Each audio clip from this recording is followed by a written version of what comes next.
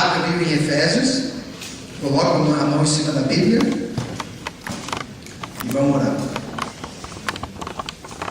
Pai, nós consagramos esse tempo que nós vamos passar aqui, não sabemos quanto tempo será, quantas reuniões, mas nós consagramos, nós separamos essas reuniões, esses cultos, para ouvir a Tua voz, para aprender mais da Tua palavra.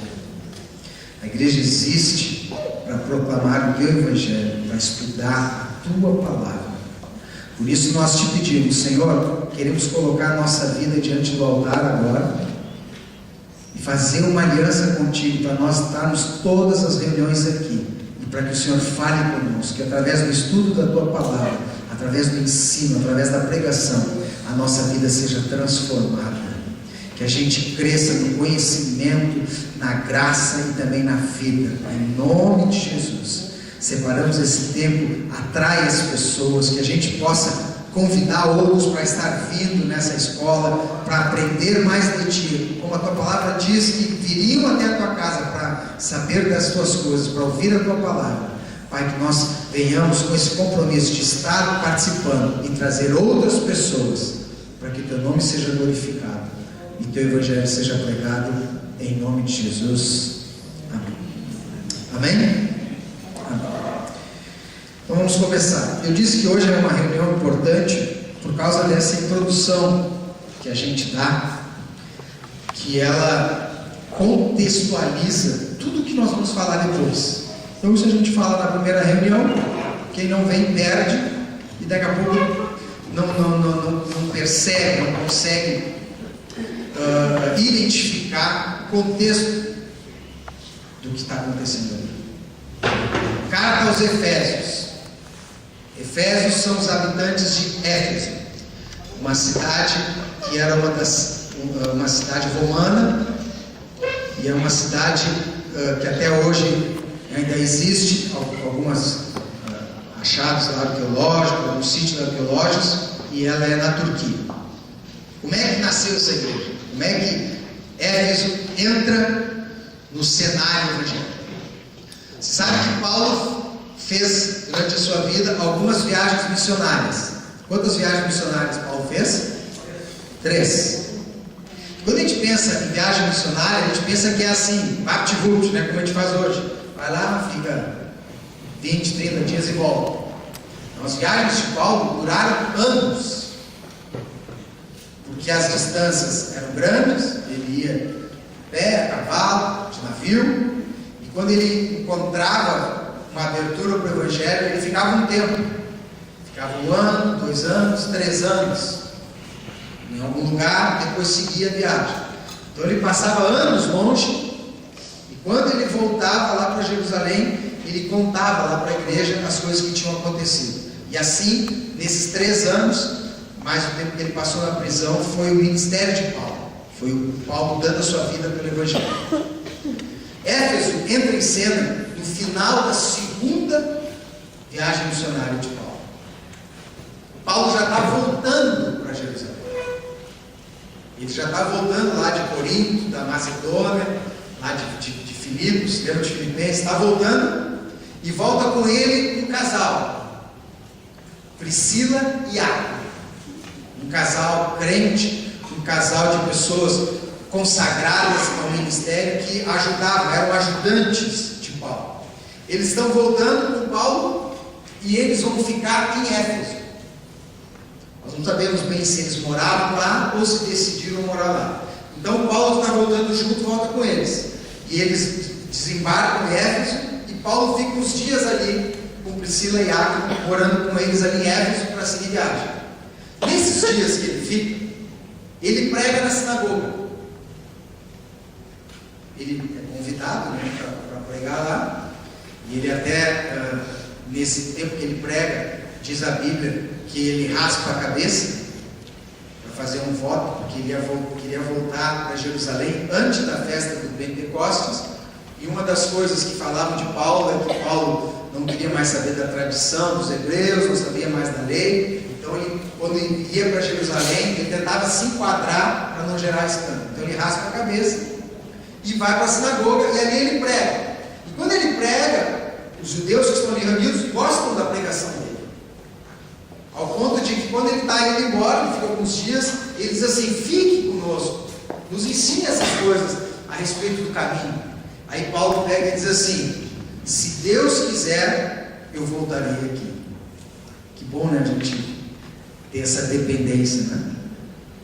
Paulo sentiu alguma coisa de Deus ali em Éfeso e disse assim: então, se Deus quiser, eu vou voltar aqui. E ele volta para Jerusalém. Quem fica lá em Éfeso? Priscila e Áquila. Depois que Paulo vai embora, passa um tempo, surge um pregador lá, chamado Apolo. Apolo diz que era um pregador que tinha o dom da palavra e o dom do convencimento. E era um homem, era um cristão, um judeu cristão. E ele prega e convence as pessoas de que Cristo é o Senhor. E numa dessas pregações do ministério de Paulo, de Apolo, quem é que está ouvindo? Priscila e Áquila. Priscila e Áquila se encantam com a pregação daquele homem, porque ele é um pregador de mão cheia, que comunica bem o Evangelho, mas também percebem que falta a ele um pouco de teologia, falta a ele um pouco de profundidade, principalmente das coisas que eles tinham ouvido Paulo pregar. Não tinha ninguém como Paulo, né? Então o que Áquila e Priscila, esse casal, fazem? Adotam Apolo por um tempo e discipulam a vida de Apolo e ensinam Apolo. Então tu vê um ministério, os ministérios da igreja, né? Um pregador eloquente e um casal que era mais mestre de ensinar, pega e começa a ensinar ele, para que ele se aprofundasse na palavra de Deus. E Apolo aceita e fica um tempo ali com eles e aprende mais e continua pregando, e diz que muitas pessoas se convertem, mas que Apolo segue também no seu ministério e vai para Corinto pregar. Priscila e Áquila devem ter falado isso para Paulo, e dito assim: Paulo, chegou aqui Apolo, pregou, um povo se converteu, tem mais uns judeus ainda lá da sinagoga que gostaram muito quando tu pregou, e sabe que tu veio para cá. Então, quando ele vai na sua terceira viagem missionária, ele começa por Éfeso, ele vai para Éfeso. E ele chega lá e vai ver essa turma que Apolo pregou. E daí, nessa reunião que ele está com os de Apolo, eram 12 homens. E Paulo chega lá e começa a perguntar o que eles sabiam, o que Apolo tinha pregado. E ele chega ao ponto de perguntar assim: vocês foram batizados? E Apolo diz, aqueles que foram discipulados por Apolo disseram que sim, nós fomos batizados. E daí Paulo pergunta para ele: vocês receberam o Espírito Santo? E eles dizem: nós nem sabemos quem é o Espírito Santo. Nós fomos batizados no batismo de João, batismo de arrependimento. Vê que Apolo pregava, convencia as pessoas de que era o Messias, mas não se aprofundou. Aí Paulo explica para eles sobre o Espírito Santo, quem era o Espírito Santo, e sobre o batismo do Espírito Santo. E eles são batizados, e Paulo ora por eles, eles recebem o Espírito Santo e começa a acontecer duas coisas com eles: profetizar e orar em línguas. Aí começa a nascer a igreja em Éfeso. Aqueles 12 homens lá começam a recebem o Espírito Santo, se batizaram o Espírito Santo, começam a orar em línguas e começam a profetizar. E Paulo volta para aquela sinagoga que ele tinha pregado e começa a pregar na sinagoga e fica 3 meses pregando na sinagoga, mas começa a dar confusão na sinagoga. Paulo estava ensinando, tinha gente que se levantava e dizia que não era bem assim, e gerava um mal-estar entre os judeus ali. Paulo falando de Jesus, e eles falavam, a Bíblia fala, isso está tudo em Atos, tá? A Bíblia fala que eles falavam mal do caminho. Porque como Paulo tinha pregar que Jesus era o caminho, a verdade e a vida, o Evangelho para eles era o caminho. Então começa a dar confusão na pregação. Você imagina que eu falando, daqui a pouco alguém se levanta assim: não é bem assim. Aí Paulo: como não? Aí ficava um mal-estar, gente que gostava, gente que não gostava. Aí a outra reunião, Paulo ia falar, outros levantavam, olha que não é bem assim, esse negócio de lei não é bem assim, o negócio da graça. Aí Paulo percebeu, não vai dar mais para mim ficar pregando no sinagoga, que vai dar confusão. Aí Paulo procura um lugar para pregar e encontra uma escola de um homem chamado Tirano. Olha o nome do cara, né? Tirano. Nessa escola, Tirano ensinava filosofia, Tirano é o nome dele, né? Filosofia e retórica. Provavelmente deve ter se convertido, porque Paulo encontra essa escola e pergunta para ele: posso pregar? Posso usar a tua escola, as dependências da tua escola para pregar? E Tirano aceita. E Paulo ali fica quase 3 anos naquela escola pregando. E ali surge a igreja de Éfeso. A igreja dos Efésios, que depois ele escreve essa carta. Por 3 anos fluiu ali. Então tu vê essa coisa de começar a igreja em escola, já é antiga também. Éfeso era uma cidade muito mística. Éfeso tinha a grande deusa Diana. Sabe como hoje tem as cidades que têm as suas padroeiras? Lá também tinha. Diana era uma deusa romana e na mitologia grega ela se chamava Artemis. Qual era a história de Diana? Diana era a deusa da fertilidade, da caça. E um dia deve ter caído um meteorito em Éfeso, e eles pegaram daquele meteorito e fizeram uma imagem de Diana. Por isso que eles diziam Diana que caiu do céu. O templo de Diana tinha 127 colunas e era uma das 7 maravilhas do mundo. Você ouviu falar das 7 maravilhas do mundo? Tem o Poço de Rhodes, das 7 maravilhas do mundo, só uma existe até hoje, que são as pirâmides. Então tinha as 7 maravilhas, os jardins da Babilônia, o Colosso de Rhodes, e um desses era o templo de Diana, que era uma coisa descomunal, era o orgulho da cidade, o templo de Diana. E em Éfeso tinha um anfiteatro para 20.000 pessoas. Já pensou nisso? Hoje tem um teatro de 20.000. Hoje, com a nossa tecnologia e com a população que nós temos, aí não tem um teatro de 20.000 pessoas. Eu não conheço. Isso é um estádio, né? Um teatro de 20.000 pessoas sem microfone. Então eles usavam, lá em Israel tem muito desses, era aquele U, todo construído, e a pessoa que estava ali no centro, ela fala sem microfone, e as ondas sonoras vão se propagando, e o que está lá no final ouve. Então tu já imaginou tu falar para 20.000, os 20.000 ouvir? Então era o orgulho da cidade, era essa Diana, caiu lá, era uma estátua assim cheia de seios, que ela é a deusa da fertilidade, o templo de Diana e esse anfiteatro. E lá que está Paulo pregando.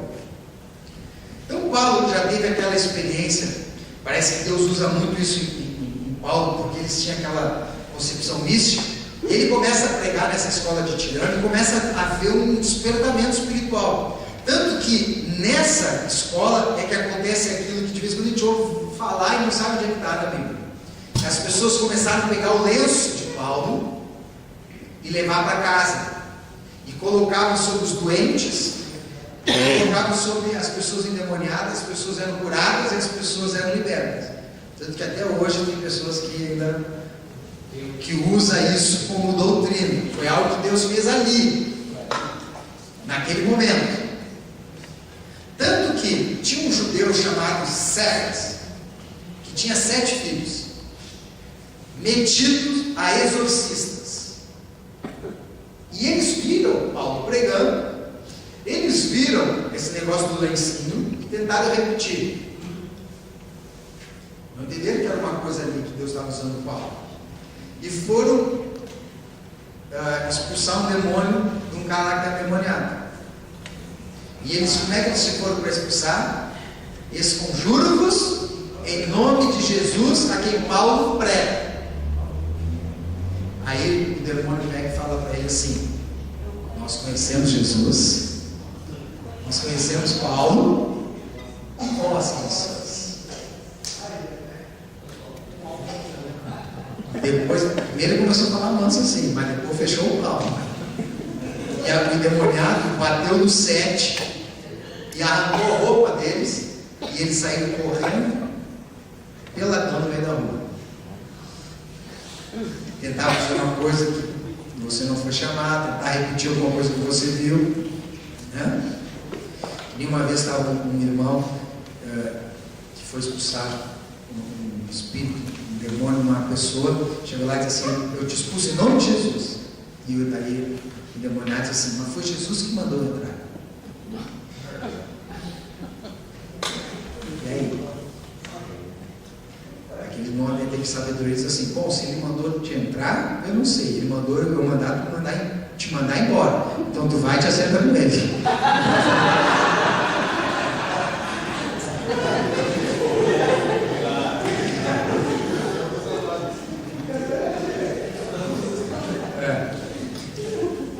Depois disso que acontece essa passagem de que eles apanham ali do endemoniado, continua esse despertamento espiritual em Éfeso, e devia ter muitas pessoas que faziam artes mágicas.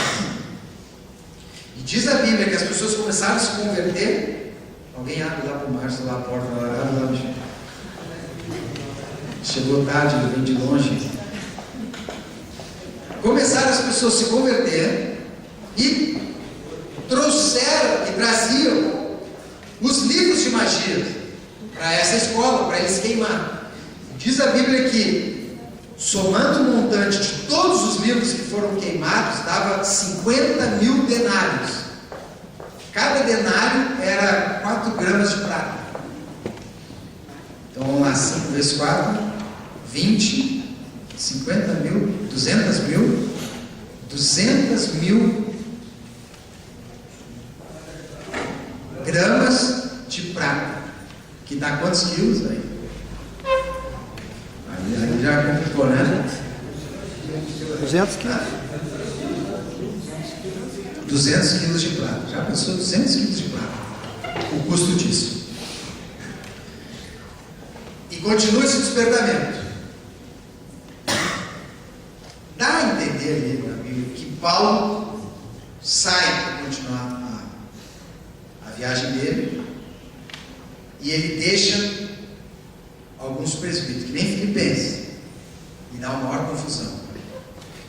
Porque tem um senhor chamado Demétrio, se não me engano, que é um dos ourives, trabalha com ouro e com prata.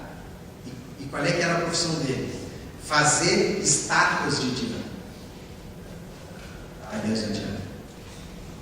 E Paulo pregando, as pessoas se convertendo, o negócio dele começou. Aí ele se levanta, é o primeiro sindicalista que a gente vê na Bíblia, e chama todos os ourives e diz assim: esse que está pregando, ele está perturbando a nossa cidade, perturbando toda a Ásia, a ponto de que ele prega contra os nossos deuses, e se ele continuar pregando aqui, vai acabar o nosso ofício. E aí ele exagera assim, e vai chegar ao ponto que eles vão querer destruir o nosso templo. Aí quando ele fala, vão querer destruir o nosso templo, diz que os ourives ali que estavam reunidos começaram a gritar: grande é Diana dos Efésios. E como aquilo levou um levante, sabe essas manifestações que está tendo no Brasil? Criou um levante ali, e se juntaram as pessoas e ficavam gritando: Diana, grande é Diana dos Efésios, grande é Diana dos Efésios. Tanto que dá essa confusão, a Bíblia diz que alguns estavam ali e nem sabiam por quê, e começaram a gritar. E daqui a pouco disseram: quem é que está pregando aí? Ah, o tal de Paulo. Mas Paulo não está aí, então vamos pegar os que ele deixou. Aí vão lá e pegam Gaio e Aristarco, vão até lá na escola onde eles estavam pregando e pegam esses dois, essa multidão, e levam eles para o teatro.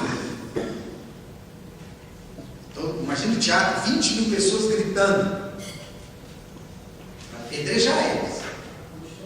E daqui a pouco os convertidos também vão lá para o teatro. Olha a confusão que ia dar. E daí tem lá um judeu chamado Alexandre, e disse que os irmãos vão botar ele na frente e assim, fala tudo. Aí vai lá na frente do teatro para tentar liberar Gaio e Aristarco. E diz que quando ele começa a falar, eles veem pelo sotaque que ele é judeu e eles não deixam ele falar. E começa a gritar, grande é Diana dos Efésios, grande é Diana dos Efésios. Até que eles têm que chamar um procônsul. E o procônsul vem e dá uma palavra para eles, e dizendo assim, olha, eles não fizeram nada de errado, e se eles fizeram, eles têm que ser julgados pelos meios competentes. E daí eles foram liberados, aqueles ali. Isso acontece em Éfeso. Então você vê a realidade espiritual daquele lugar. Então Deus teve que se manifestar dessa maneira mesmo, libertando endemoniado, curando enfermo, batizando o Espírito Santo, porque era uma guerra espiritual naquele local. O próximo episódio que fala de Éfeso está já no final da vida de Paulo. Paulo está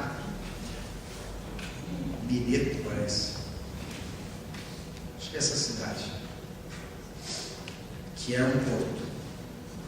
E Paulo diz assim, manda chamar lá os anciãos de Éfeso. E eles vão lá e chamam os anciãos, os que ficaram cuidando da igreja. E eles vão lá, e Paulo pega e começa a dar uma recomendação pastoral, dizendo assim, você sabe que eu fiquei quase 3 anos aí, eu ensinei tudo que eu ensinei, vocês viram o meu testemunho, eu andei no meio de vocês. Você sabe que eu não pedi nada para ninguém, com essas mãos, ele fala assim, eu me sustentei, eu e os outros, e testemunhei a verdade, falei de Jesus. Eu estou dizendo isso para vocês, porque eu quero que vocês cuidem da igreja para mim, e eu sei que vocês são pessoas responsáveis, são pessoas fiéis, mas daqui a pouco vão entrar gente dentro da igreja que não é como vocês, e vai tentar desviar o povo, e vai tentar corromper o povo, e cabe a vocês cuidar dessas pessoas para que elas não se corrompam, para a igreja não se perder. Então vocês vão cuidar da igreja de Deus.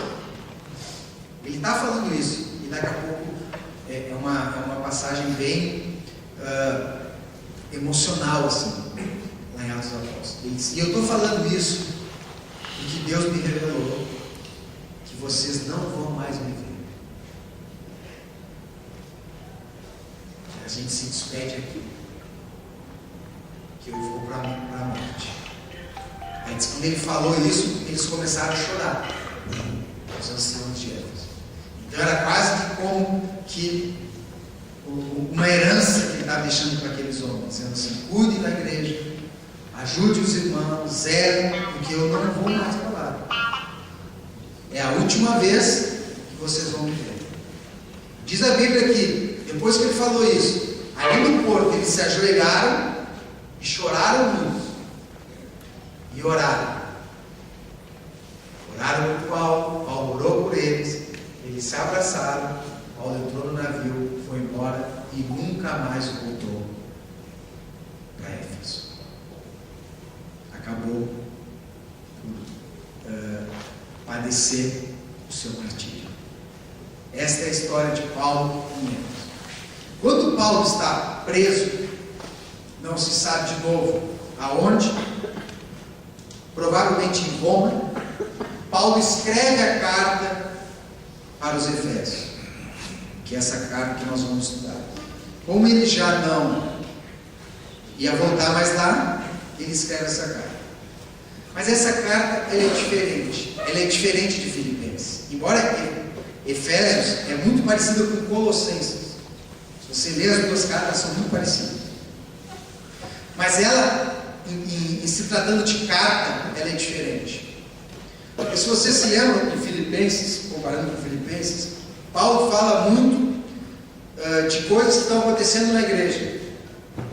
E dá soluções, dá orientações, fala como resolver casos específicos e o que ele vai fazer em relação àquela igreja. Cita situações específicas e cita nomes de pessoas.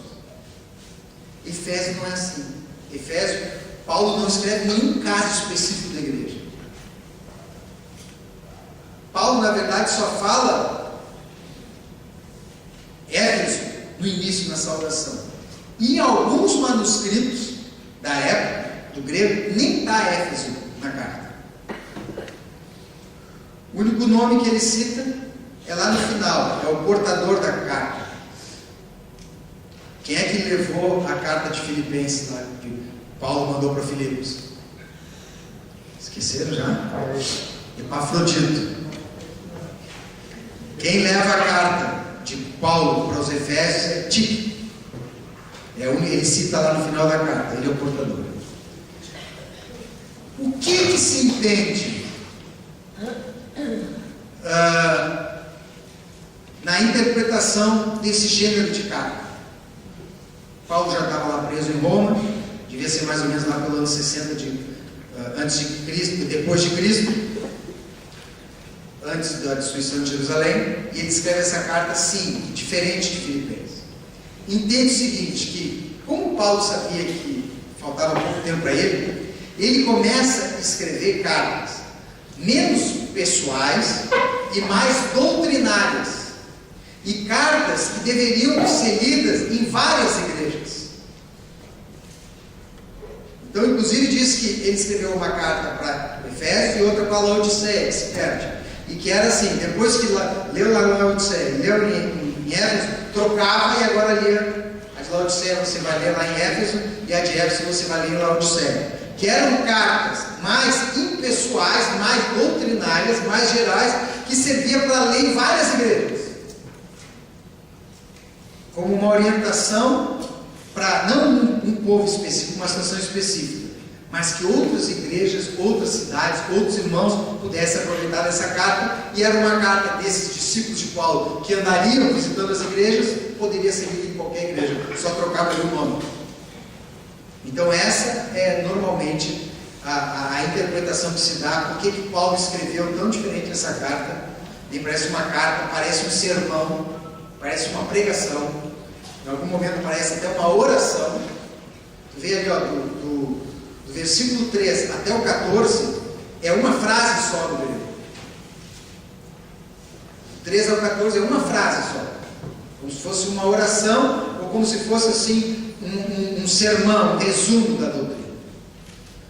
Efésios tem 6 capítulos, né? Do 1 ao 3, Paulo fala doutrina.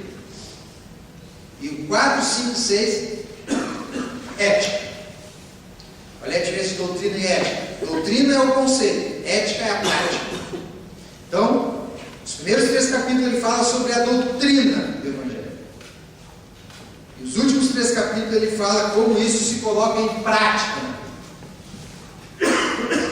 E como eu coloquei para vocês, fala muito da identidade da igreja, da nossa identidade na igreja, da nossa identidade diante de Deus, depois da nossa identidade na vida. Eu como pai, eu como marido, eu como esposa, eu como filho, eu como ancião, eu como jovem, eu na guerra espiritual. Então fala muito sobre a identidade da igreja. Amém? Amém? Essa é a parte mais importante que eu falei. Agora nós vamos entrar na carta em si. Dá para vocês terem uma ideia onde era Éfeso, o que aconteceu lá. Então vamos começar. Capítulo 1, versículo 1. Paulo, apóstolo de Cristo Jesus, por vontade de Deus. Então ele se identifica. E ele se identifica como? O que ele é? Paulo é um apóstolo. A gente começou Filipenses falando sobre... que decepção, né? Vamos ver, tem a ver. A gente começou Filipenses falando de 2 ministérios.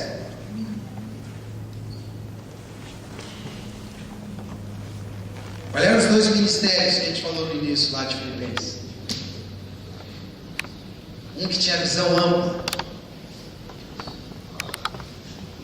Tem bispos, episcopos, a visão por cima, e o outro era que andava entre as casas. Diácono. Diáconos. Já esqueceram tudo? Tá? E agora nós vamos falar de outro ministério, apóstolo. E é bom de falar nisso, porque está na moda apóstolo, tá? Olha, está na moda. E um dia nós estávamos numa reunião entre pastores, e daí nós estávamos ali na reunião, daqui a pouco os caras diziam, não, porque eu apóstolo, aí eu ficava assim meio sério, daqui a pouco alguém pegou e me disse assim, o que foi, Luciano? Você está com essa cara de que o meu não gostou, né? Aí eu disse assim, beleza, eu tenho dificuldade com essa coisa de apóstolo. E eu disse, quando tu fala que o irmão é um apóstolo, tu diz para mim que ele é um apóstolo tipo Paulo? Ele é um apóstolo tipo Paulo? Ou ele é um apóstolo tipo Valdemir Santiago? Ou tipo Esteve Hernandes? Quando tu fala que ele é um apóstolo, o que tu está querendo dizer? Porque parece que para cada denominação, apóstolo quer dizer alguma coisa. Na Igreja Católica, apóstolo quer dizer uma coisa. Quem é um apóstolo da Igreja Católica? O Papa. E tem uma razão de ser apóstolo. Lá para eles, apóstolo é um. E tem uma razão. Aí quando diz lá, numa igreja o apóstolo é o chefe dos pastores. Noutra igreja o apóstolo é o que tem a visão. Noutra igreja o apóstolo. Então eu disse, eu tenho dificuldade. O que você quer dizer quando você diz apóstolo? Então hoje eu vou te dar uma visão bíblica do que a Bíblia quer dizer sobre apóstolo, tá? Então não vamos julgar as outras denominações, irmãos têm esse ministério, mas eu vou dar uma visão bíblica. Apóstolo vem de uma palavra grega que é apostelo ou apostelo. Apostelo.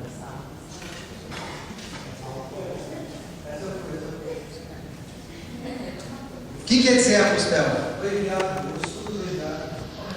Enviado.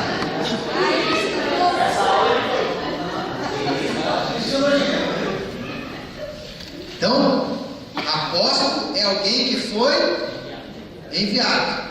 Quando foram fazer uma tradução do grego para o latim, não botaram apostolel.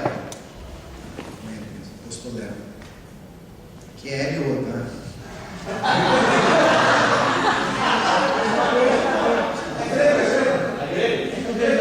Quando foram traduzir do grego para o latim, eles colocaram um verbo em latim, que é missio, que é enviar. Então, se apostoléu é enviado, missio é enviado, apostoléu é o apóstolo, missio é o missionário.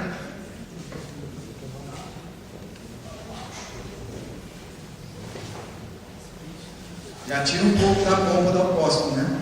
O missionário é um apóstolo. Agora, isso que eu vou falar é uma divisão didática. A Bíblia fala de dois tipos de apóstolo.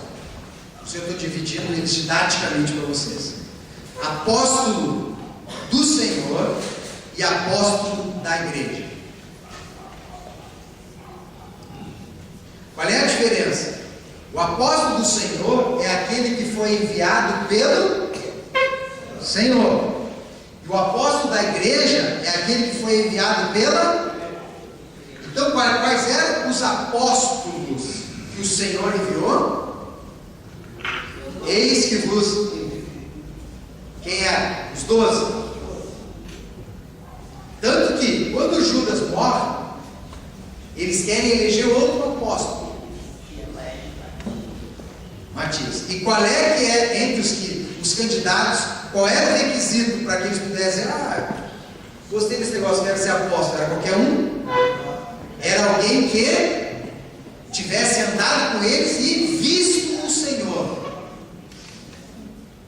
Por isso que quando Paulo chama para ser autoridade apostólica, ele diz assim: por acaso não vi eu também o Senhor? Porque ele tem aquela visão lá em Damasco, porque alguns dizem assim: como é que ele é apóstolo e não andou com Jesus? Ele não viu Jesus. Então Paulo diz assim: não vi eu também no Senhor? Está falando daquela experiência. Então é um apóstolo, é aquele que o Senhor enviou. O Luizinho pregou aqui domingo, né? A grande comissão, ide por todo mundo. O Senhor enviou. E qual é que era a característica desse apóstolo que não pode ser repetido? Desse ministério apostólico que não pode ser repetido? Eles falavam em nome de Deus. O que eles falavam era Deus falando. Por isso que Paulo, Pedro, Tiago, as cartas deles são consideradas para nós palavras de Deus.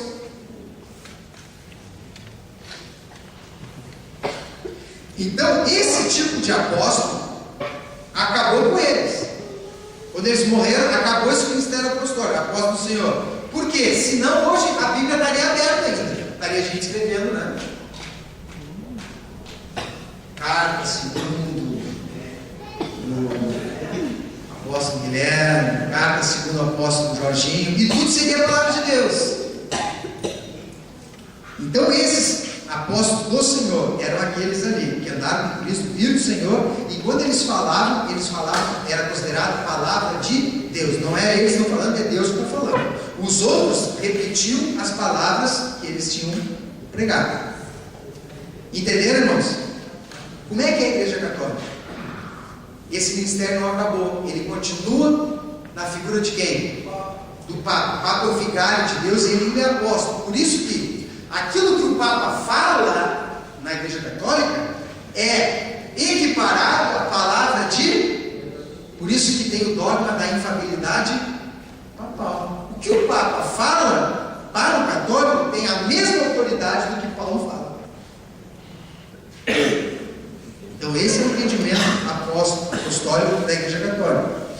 Na Igreja evangélica, a gente sabe disso, teve aquele ministério dos apóstolos do Senhor, foram aqueles separados, que foram enviados.